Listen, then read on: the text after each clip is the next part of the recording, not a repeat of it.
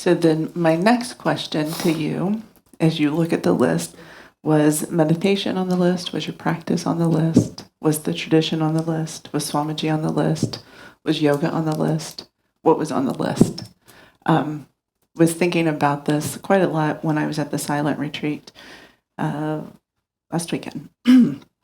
And was thinking of a couple of the things that Swamiji has said. And one is that we spend 5 minutes, right, doing our practice being a saint. And then we get up and we're a devil. We're a Satan walking around. Or we get up from the practice and we're miserable. So we need to really contemplate why can't we carry that center with us of meditation throughout the day? When life comes and the waves are coming and they're throwing us around and they're splashing all over us, we need to be able to go back to that center. But if meditation, if Swamiji, if contemplation, if your practice didn't even make it into the top 5, chances are when life comes and throws some water at you, you're going to topple. It doesn't even have to be a big wave. It could be, a spoon of water and down you go. Because meditation, we want to do the practice so that when we get off of the mat, he describes meditation in motion as right, taking your center with you. So when life is swinging you around, it doesn't matter because you have your center with you. But if you don't have value and love for the practice, then it's not going to happen. Things aren't going to change.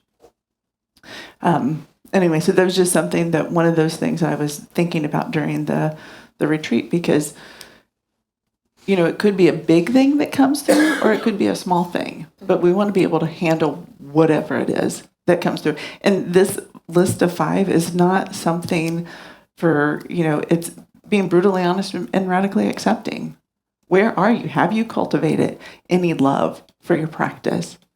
Have you cultivated, there are some times in the morning I find myself just really tired still to get up doing my practice, but I know there's also that little bit of this excitement, like, okay, I get to go in there.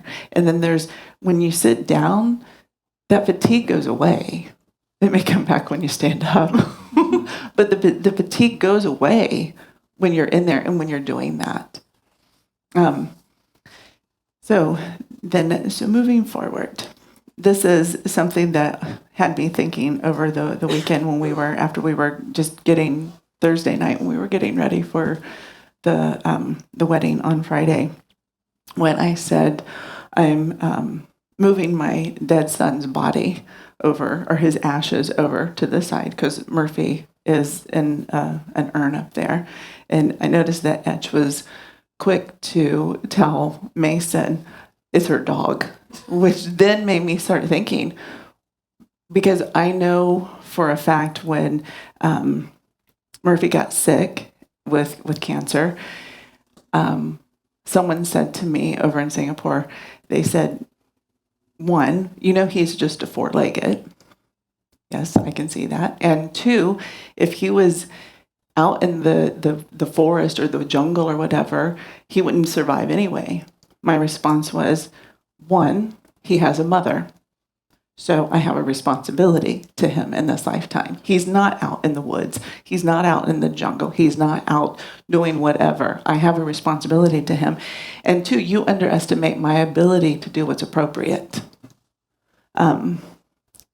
So interestingly enough, this is just kind of this whole thing about karma. So when Murphy got sick, Leanne and I, we took him to several vets because they were all telling me the same thing. No, he's fine, everything's fine. And I'm like, I know him. There's something wrong. I don't know what it is, but there is something wrong. I know him. I know him very well, and I know that there's something going on. It was at the 5th vet that we got a diagnosis that he had lymphoma. It was interesting. So that morning, we hadn't actually gotten the diagnosis, but that morning we had made an appointment with an astrologer, and she's from a line of family astrologers, and they are the family that advises the prime minister. And anyway, so she said to me, as she was looking at my chart, she said, "Do you have a son?" And Leon said, "Well, not the two-legged variety, because I have a four-legged son." And she said, "Well," she said, "you, in your chart, it's very clear that you have karma, that you are to take care of a child that is going to be very sick. You have to be a caregiver for this period of time." In particular, it was a son. And she said, "You have this karma that it's all over your chart during this period of time. You have to be a caregiver because you have a son that will be very sick." And it was exactly that time. Obviously, at the last, Murphy was doing really bad, and we had to take it. And Kathy came out, and we went through the whole process of putting him to sleep. But my question for all of us is, why, if you can't love an animal as much as a human, you need to ask yourself why. Why do we put humans on a higher pedestal than an animal? Because God is everywhere. That doesn't mean that God is any less in that animal than he is in a human. So we need to really, these are questions you need to think about for yourself, because it's important. We are on this journey to recognize that God is omnipresent, not just in humans, not just in white humans, not just in black humans, not just in the chosen Jews. God is everywhere. So we need to have that we need to focus on, start understanding yourself better. Why would I think that a dog is less than a human, or a cat is less than a human, or whatever? Why do I think that, when people have lost animals and you have parents who say you don't understand the death of a child? How is that possible? Because that child, that animal could have very well been that child in a last lifetime and came back to help this person work out some extra karma in this lifetime. It's quite arrogant for us humans to think in that way, to think that a person can't love another animal or another being that we think is less than. I mean, Kaylee had a snake that you love dearly. So, people would be like, well, how could she love a snake? But she was a snake mom and took it very seriously. So those are just things that we need to contemplate, because during Rama's reign, and it was for thousands of years, but the animals were just as happy and just as cared for as the humans. It wasn't that, Rama said, "Oh, I'm only going to care for the humans here." All of them were cared for. And if you really, really do believe in reincarnation, you have been an animal or you will be an animal. We're not guaranteed to be a human next lifetime. Animals they're not going to be stuck in the animal forms. We've talked about this before, and it is such a blessing because animals get to work out all of this karma in this lifetime without accruing any new karma. Humans are the ones that are creating new karma all the time. Animals are governed by instinct. They don't gain new karma in this lifetime. That's quite a gift from God. But we have this mentality that we think, oh, it's an animal or whatever. So as we move through, that's part of that being this ideal person too. How your love should be expansive to all. What we were talking about with the wedding, right? Their union is not just for the benefit of themselves. And if it is, it's not a yogic union. It's the same thing as if, okay, so you're doing asana. You're not doing yoga. You're doing physical exercise, but you're not doing yoga.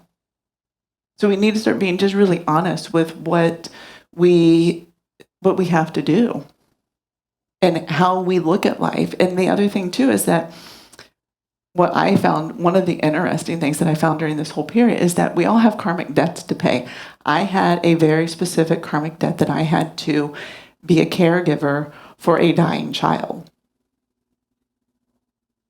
We think a dying child should be 2 legs. I very much was a caregiver for a dying child, but he had 4 legs. So karma is not always black and white. There are lots of shades of gray. I worked out that period of karma. I was a caregiver. Kathy, the vet that we ended up going to, she said to me multiple times that she said, the way you care for him is better than what I've seen humans care for their family members. You know, I would be up when he had to get his treatments. I would be up making sure I got to the hospital because we had to get the treatments from the hospital. You know, standing in lines, making sure I had arrangements so that he would be taken care of. Anyway, the whole thing. But so during that time, I had that karmic debt to pay back of being a caregiver. So just start looking at your karma and know that karma is not always black and white. There are shades of gray and ways to pay back karma.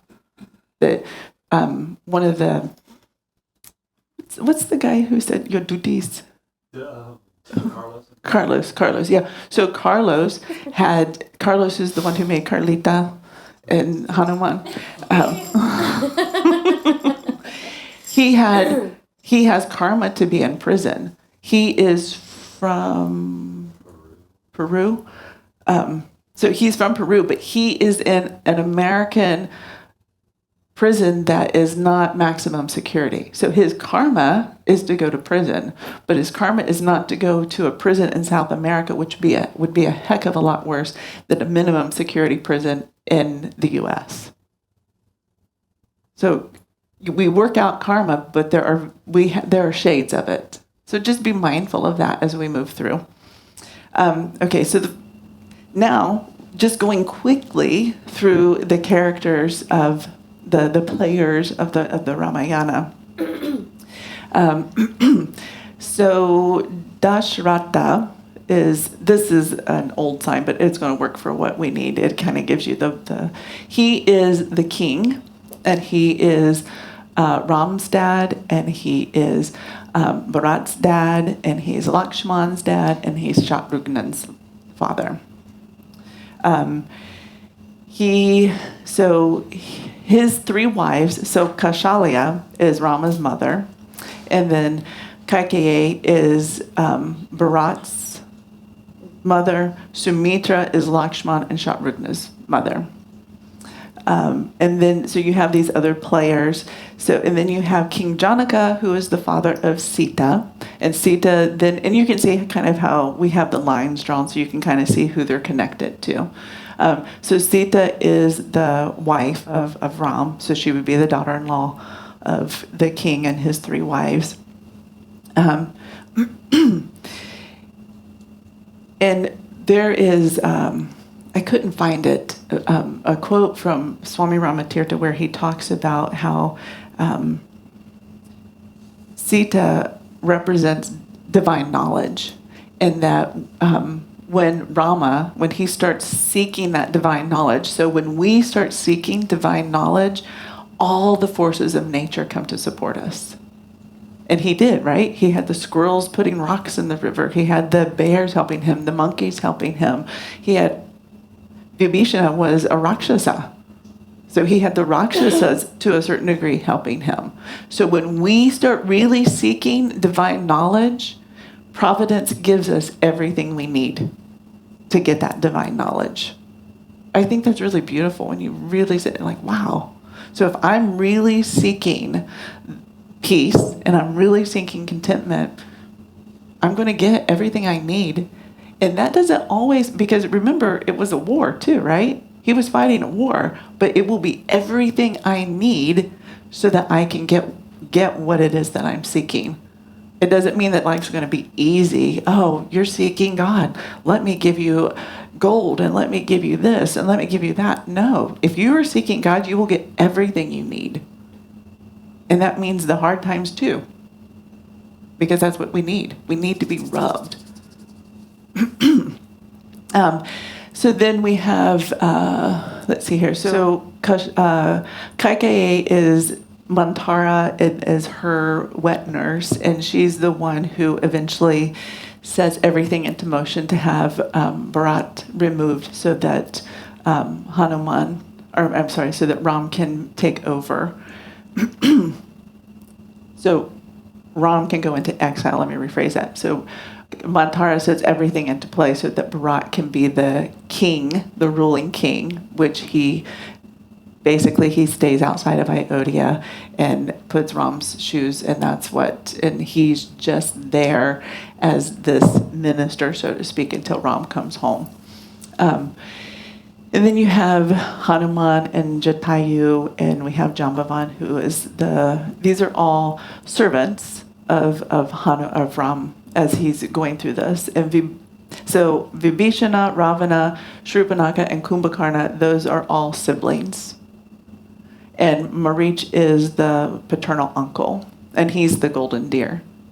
That as we get through the story, you'll get more understanding. But I just kind of wanted to go through the names, and so they're a little familiar. Has everyone in here read a version of the Ramayana? Okay. I'm reading one now. What are you reading? I'm reading one now. I don't know what version I'm on. Okay. We've only read for halfway. Oh, nice. Yeah, so this will just kind of give you a little bit of. So as we go through the Ramayana, like we said before, it's going to be more of the symbolism than it will be the story as it progresses, but it's more the symbolism of it as we go along. One of the things that I like to think about when Ram hugs Hanuman and he says, "You are as dear to me as my brother Bharat." So Bharat represents Dharma. He's an incarnation of Dharma. So the righteous thing is for him not to go in and say, "Oh yeah, thanks, Mom. Real solid making me king." That would not be the righteous thing to do. Instead, he's dharmically does the right thing and says, "No, this will be held for my brother. I will not be." And he, in some versions, he actually stays outside and he himself becomes an ascetic. He mats his hair and everything until Ram comes back. But so is he, and so Bharat is Dharma and Hanuman is service. So symbolically, when Hanuman is hugged by Ram, Ram is saying that Dharma and service are as important. Service is as important to me as Dharma, which means that Dharma and service have to go hand in hand. So if you think about that hug, it's not just him saying, "Oh, wow, you're as dear to me as my brother Bharat." Bharat represents Dharma. Hanuman is service. So that is saying service and Dharma, they go hand in hand. They are as dear to the one absolute, they are as dear to God as anything. Those two together. So as we move forward, just be mindful of your actions. How dharmic are your actions? How dharmic are your thoughts? How dharmic is your service? Are you serving for name and fame? Are you serving because you want that applause, because you want that praise? Because that's not dharmic. Dharmic is you do the right thing and you don't worry about it anymore because it was the right thing to do. Okay, let's see here. Let's go ahead. Let's quickly just do the khandas, or the 7 books. And we will get more into each of those as we go. But Bala is the childhood book of Ram. I'm going to find this on my notes here. And Ayodhya, that is the coronation, and also the part of exile, where Ram is exiled. Aranya is the 14 years in the forest. The Kishkindia this is where the book of the monkeys, where, do I have that written down there? Okay, oh good. Okay, yep. Yeah, where they begin the quest for Sita and the slaying of Bali. Sundara, beautiful. It's the beautiful book of Hanuman. The beautiful book of service, if you want to think of it a different way. The beautiful book of Hanuman. Yuddha is the book of war, and Uttara is the book of Rama's role in Ayodhya after the exile is over. Okay, so now let's get into the first part of, oh, actually, let's start the reading because the reading is quite beautiful. In the sacred hymns of the Rig Veda, Sita is mentioned as the goddess of the field furrow, which yields crops for human beings. The simple conception of Sita is overlooked in the epic. To the millions of men, women, and children of India, Sita is not an allegorical figure, but lives eternally in the hearts of all, where she dwells simultaneously as a model of the virtuous wife, an embodiment of womanly devotion, and an example of self-sacrifice. Even Valmiki failed to create a complete picture of Sita in the epic, for Sita's nature is somehow inexplicable. The moral picture she provides is unmatched and cannot be painted on any canvas. Indeed, the Aryans, particularly women, are proud of the great Sita and revere her. For them, the virtuous and faithful Sita, who suffered such adversity yet remained true, is a guiding star and model for their own lives. Swamiji, Ramayana Study. It's really nice. One of the things that always struck me about Sita too is when she was younger and she was still at the kingdom with her father, and she was cleaning. So here she is, a princess, and she's cleaning, right? Then there's the part of the story where she's cleaning and she just goes and she picks up Shiva's bow, which is like, whoa, that's we'll get to that little. But here's a princess cleaning. How virtuous is that? Because there was something that needed to be cleaned. How many times do we walk by and see something that should be picked up and we don't pick it up? How many times do we see something that needs to be done and we don't do it? Here's Sita, who is a princess, and she's cleaning and dusting and doing what needs to be done. That was a very powerful story. When I remember when I read it, it's like, wow, how great. You know, she didn't call her servants to say, hey, I need you to clean around this. She did it. It's what we were talking about last week. You know, we want a bathroom clean, but we don't want to clean it. Or we want dishes done, but we don't want to do them. Or we want to eat, but we don't want to cook. Here, Sita was just doing what needed to be done. So, once again, this is where the Ramayana is just such a guide to teach us how to be the best human we can be. But we have to clear this stuff from our heart and mind so that we can do that. Okay, so Sage Bharadwaja was walking along, and he came up to the hermitage of Sage Yagyavakya, and he found that Sage Vakaya was in this mood for just chatting. And so he thought, well, let me take this opportunity and ask him some questions. And so the first question he said was, so is Ram the son of Dasharatha, King Dasharatha, is he the same as Ram, the one absolute? And he said, oh, I see that you have doubt. You have confusion. He said, let me tell you a story. So this is the story that starts to unfold. So he says there's one day that Shiva and Sati were in their flying car, and they were just cruising through the universe and looking at everything, right? Just going all around and looking at mankind and looking at all of everything that had been manifested. And then they get to the forest and they see Ram and Lakshman in search of Sita. And as they're flying over, Shiva pranams and he says, Jai Satchidananda, which is victory to that one that is the absolute, right? The truth, the knowledge, the bliss that is everything. So he pranams him, and now Sati's like, what? Wait a minute. You know, you're my eternal consort and you are everything.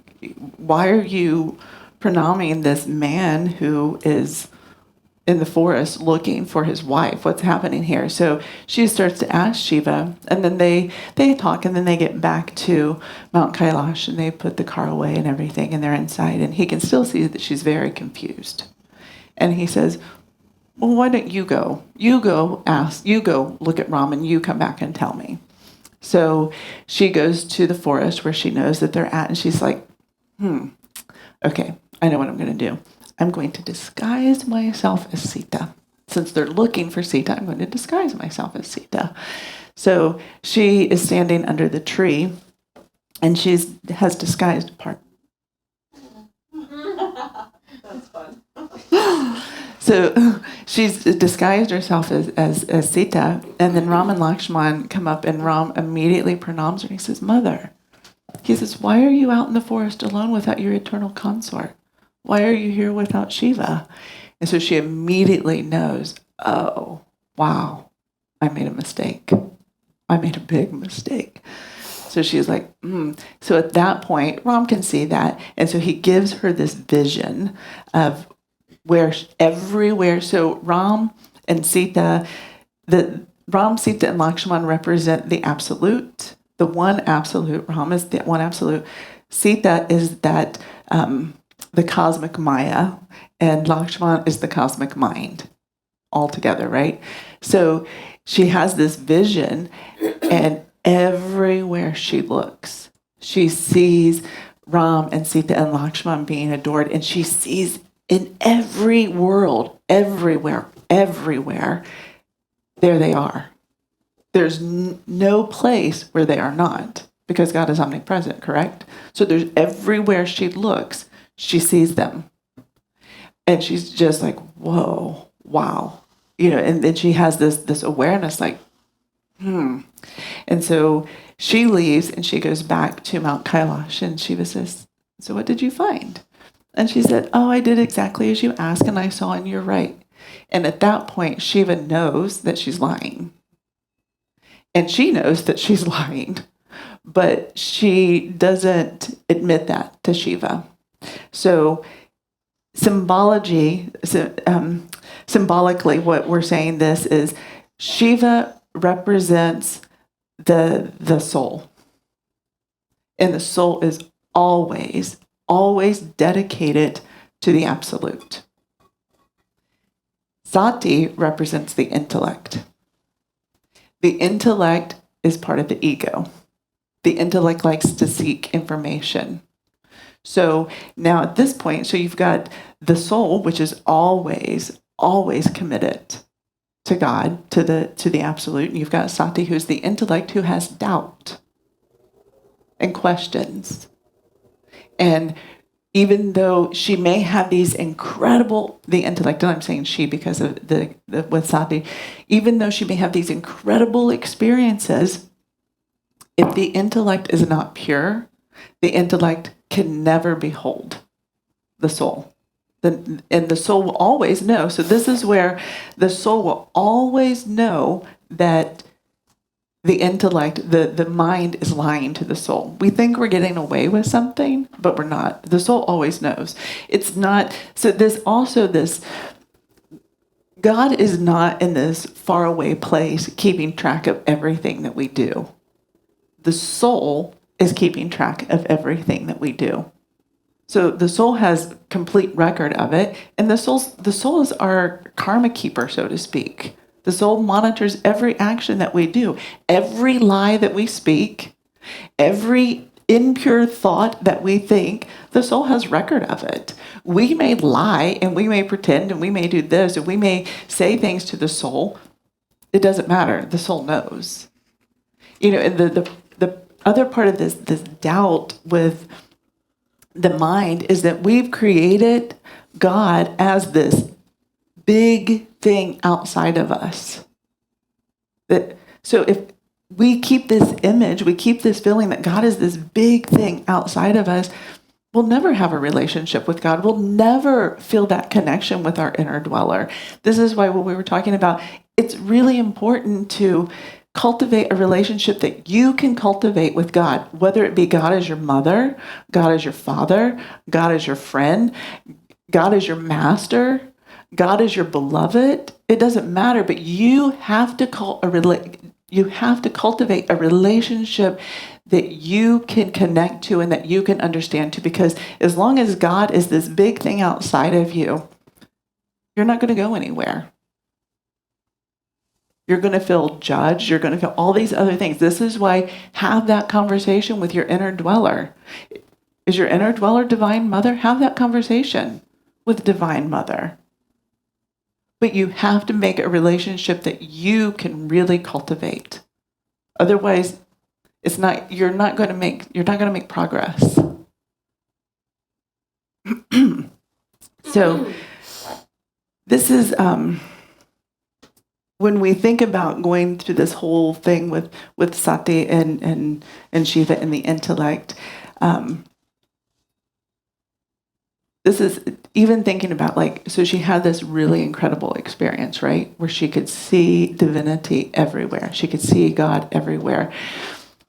We've all had some little glimpse of something, or we wouldn't be pursuing. We've had something, some connection, something that has brought us and made us.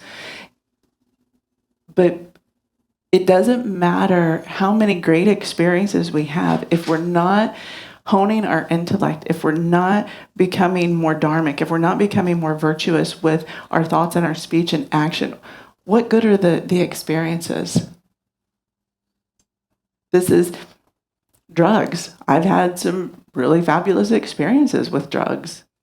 But if it doesn't make me a better person, it's just an experience. It's just feeding my desires, whatever that might be. It's having an experience of eating this really incredible piece of cake. If that experience doesn't make me a better person, then it's the same as having a drug experience. If it doesn't make you a better person, you need to shun it. You need to run from it. So going back to, so we've talked about this before. Chatushtaya, which are the 4 means of practice. And these are the things that we need to do so that we can clear the garbage from our minds. Because we have to digest everything that happens to us. So if we have this really great experience, but our minds are so clouded with whatever it is we're holding on to, how can we digest an experience of God? How can we digest that?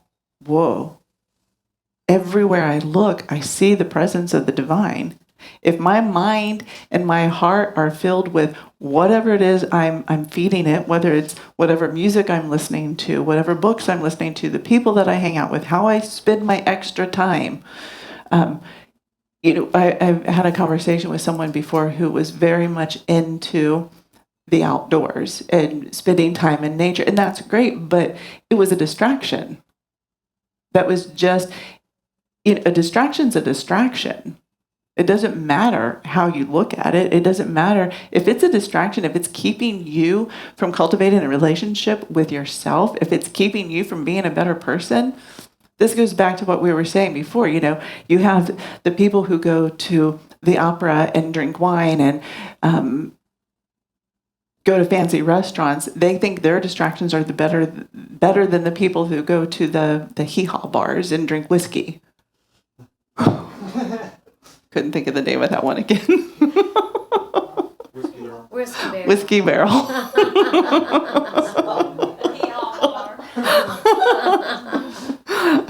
But we label our distractions as good. We label our distractions as better. And it's nice. Let me judge another person's distractions, because then it just makes my distractions acceptable. But a distraction is a distraction is a distraction. If you are doing something that keeps you from doing your practice, it's a distraction. Why are you doing that? So when we go through the means, so viveka is that whole thing of discrimination. This is where you start discriminating between what is real and what is not real.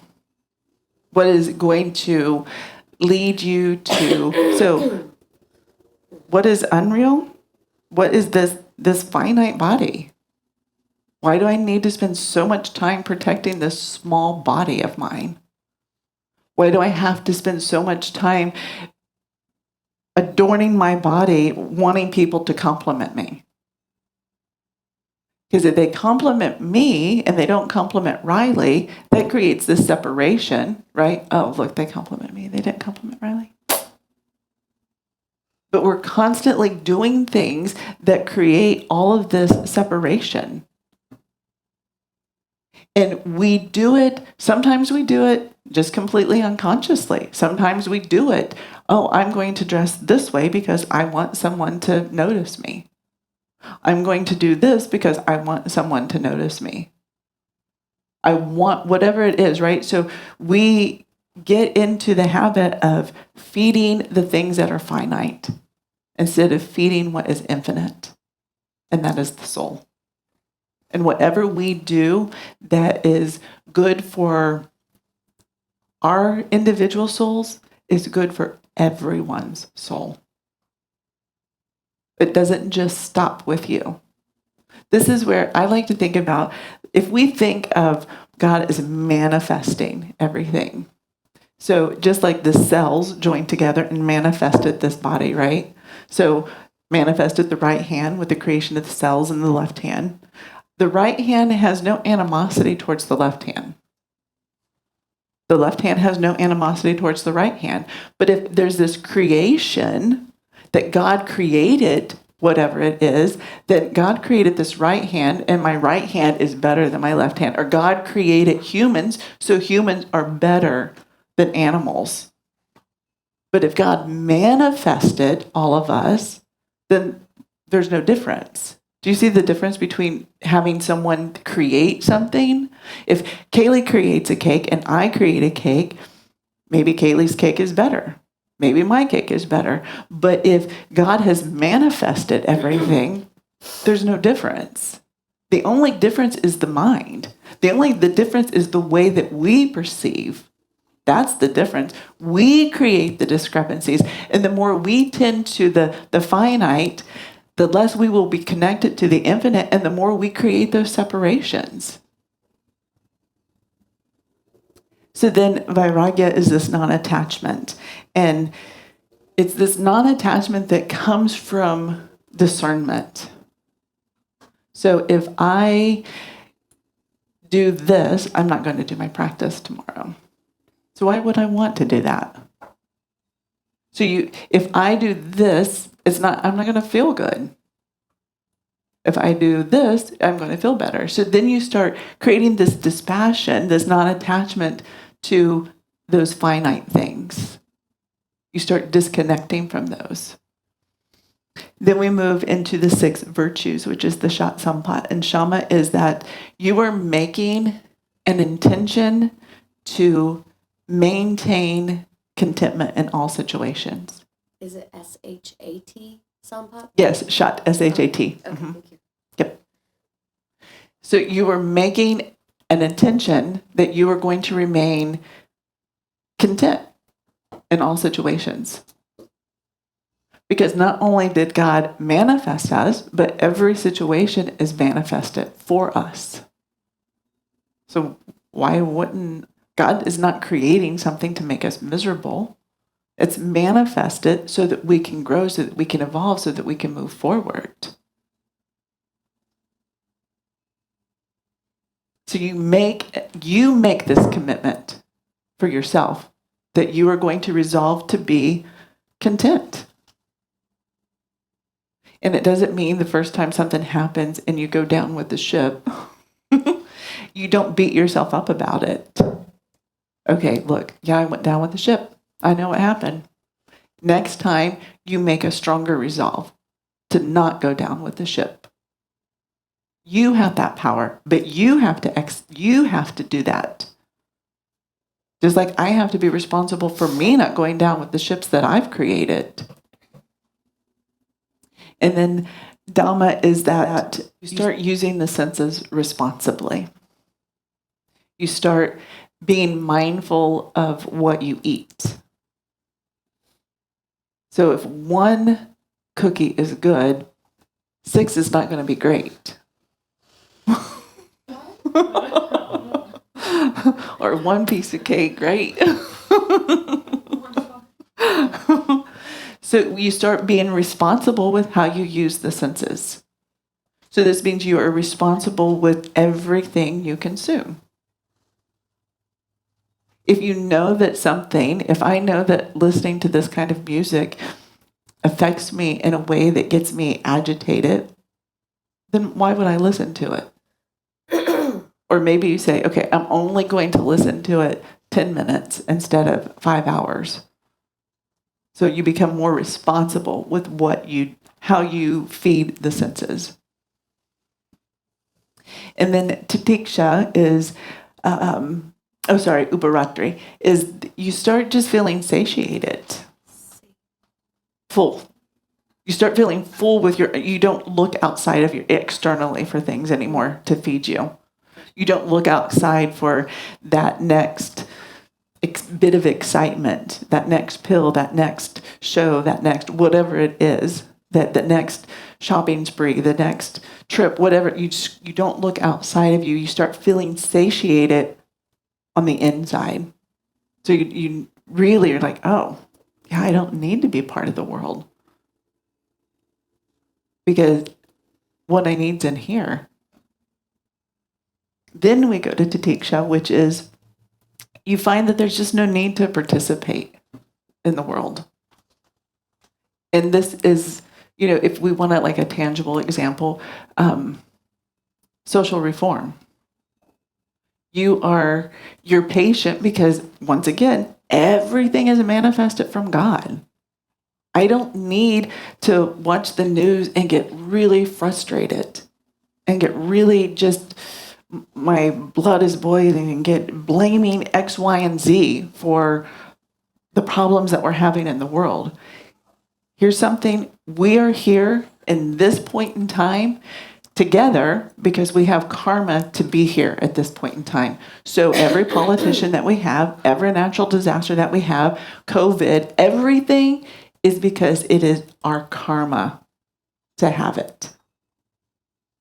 It is not something that is created. This is another part of having God as this far off thing, that we make this, the mind has this problem wrapping around the idea that how can God create something and then allow suffering? Because once again, it's that creation, it's that separation of things. The suffering's in your mind. The suffering's in my mind. Yes, we have pain. I'm not saying that we don't have pain, but how we relate to it, that's our choice. Swamiji was extremely ill with cancer, was completely nothing but skin and bones, but was joyful, happy, giving practices, telling people what to do. People would come to him and he'd say, what do you want? And they would say, I want a position of power. I want this. And he would make it so that it would happen. He was still giving until his last breath when he left his body. How many of us, if we were dying, would be that happy and that free and that giving up until the last moment that we left? And then now he's still doing on the other side. So yes, we all have pain. The suffering is optional. The suffering's on you and the suffering's on me. The suffering comes from the mind, from the intellect, because the intellect isn't purified. So the intellect has created this separation. God's out here instead of God's in here. So you just have that. You just don't need to participate in the world. Why? We don't need social reform. We need inner transformation. Social reform lasts at best 10 years, and then we're doing the same thing. We're trying to fix something else because it's still broken. We need inner transformation. Then we go to Shraddha. And Shraddha is, you start doing these things, and then you start noticing, oh, I didn't react today. Wow. I didn't go down with the ship today. Holy cow. This is amazing. And you start developing this Shraddha, this faith in your practice, because you see qualitative changes happening within you. So there's no reason because you are like, yeah, this is going back to the very first thing that we talked about. We sit for 5 minutes, then we get up and we're Satan. But when we start doing the practice and we start seeing these changes within ourselves, we start cultivating faith in ourselves, then suddenly we are taking that center out with us, because the center's always with us. The center never leaves us. God never leaves us. God never abandons us. The center is always with us, but we are aware of the center, so then we have that meditation in motion. During hurricanes and tornadoes, right? You have all these birds, you have all these insects that fly into the eye of the storm, because that's where the calm is. As within, without. So if we go within when we're in the middle of a storm, that's where the calm is. And the calm is always there. You just have to decide to access it. And then we have samadhana, and that is we want to harmonize our thoughts and our speech and our action with our inner virtues. We want our thoughts to match our speech. We want our speech to match our actions. And we want it to match because of our inner virtues. Because we're working with the yamas and the niyamas.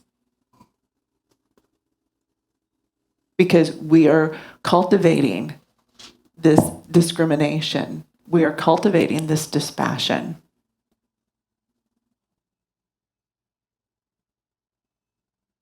I think he agreed with that.